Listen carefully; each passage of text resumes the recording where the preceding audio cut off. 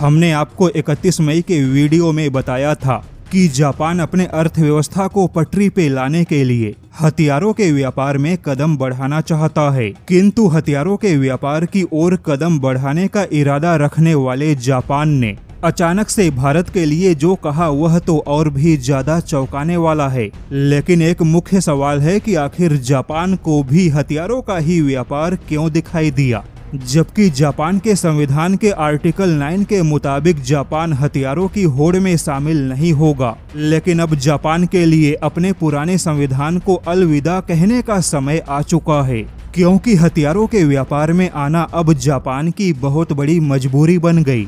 और जापान की यह मजबूरी क्या है उसे बहुत ही छोटे शब्दों में समझाते हैं। जैसा कि जापान छोटे छोटे टापुओं से बना देश है, अमीरों की लिस्ट में शामिल जापान प्राकृतिक संसाधनों के मामले में गरीब है। जापान की पूरी अर्थव्यवस्था उसके अपने टेक्नोलॉजी के दम पर थी, जैसे कि जापान की इलेक्ट्रॉनिक्स और ऑटोमोबाइल्स की टेक्नोलॉजी पूरी दुनिया में फैली, जिससे कि जापान ने बहुत तरक्की की। लेकिन समय के साथ ऐसी टेक्नोलॉजी में भारत और चीन जैसे देश भी काफी मजबूत हुए, जिससे कि जापान का दबदबा कम होने लगा।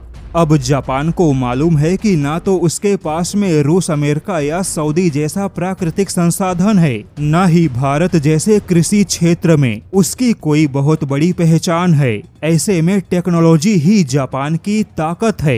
लेकिन ऑटोमोबाइल्स और इलेक्ट्रॉनिक्स की टेक्नोलॉजी अब काफी विकासशील देशों के पास है, तो ऐसे में जापान को भी हथियारों की ही तकनीक में अपना व्यापार और भविष्य दिखाई दिया। इसीलिए जापान ने अपने हथियारों के व्यापार को बढ़ाने के लिए भारत पर से धीरे धीरे प्रतिबंधों को हटाया और अब इसी जापान ने भारत के 5वीं पीढ़ी के एमका फाइटर जेट के लिए इंजन का प्रस्ताव दिया है। जापानी सांसद और आर्थिक नीतियों के विशेषज्ञ मसासे अदाची ने कहा कि चाहे जापान हो, फ्रांस हो, जर्मनी हो या ब्रिटेन हो, इन सारे छोटे देशों ने केवल तकनीक के दम पर ही अपनी अर्थव्यवस्था को जिंदा रखा, क्योंकि तकनीक के सिवाय उनके पास कुछ है नहीं।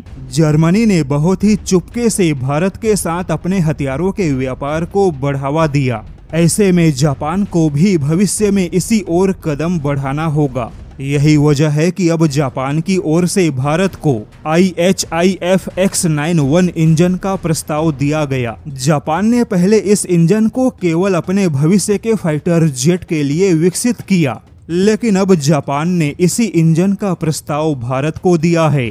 जापान के मुताबिक इस इंजन को अलग अलग परिस्थितियों में 107 किलो न्यूटन से 196 किलो न्यूटन तक बढ़ाया जा सकता है। यानी कि जापान का यह इंजन बाकी सभी जेट इंजन से काफी अलग होगा। इस इंजन को हाई पावर स्लिम इंजन के आधार पे बनाया गया। अब देखा जाए तो भारत को छोटा सा भी हथियार नहीं देने वाले जापान ने सीधे भारत को इंजन का प्रस्ताव दे दिया। तो ऐसे में जापान की आर्थिक मजबूरी और हथियारों के व्यापार की आवश्यकता को समझा जा सकता है।